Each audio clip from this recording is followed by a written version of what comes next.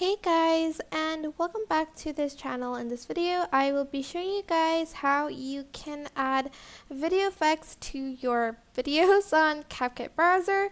So I just added this video to this project bit over here.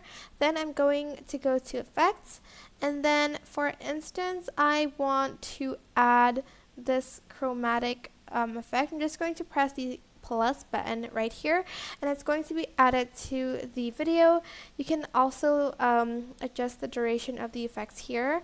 You can also add another video effect by pressing the effect and dragging it to this bar right here, and it's going to be added on to the video. Again, you can add more. For instance, you want this retro one, you can either press the plus button or just drag it to the video. I'm just going to make it a little bit smaller so it fits right here. And that is basically it. I hope this tutorial was helpful for you guys. Don't forget to like, comment, share, and also subscribe to this channel if you haven't done that. If you have any questions, just leave it in the comment section down below, and I will try my best to answer them all. Thank you so much for watching. Bye!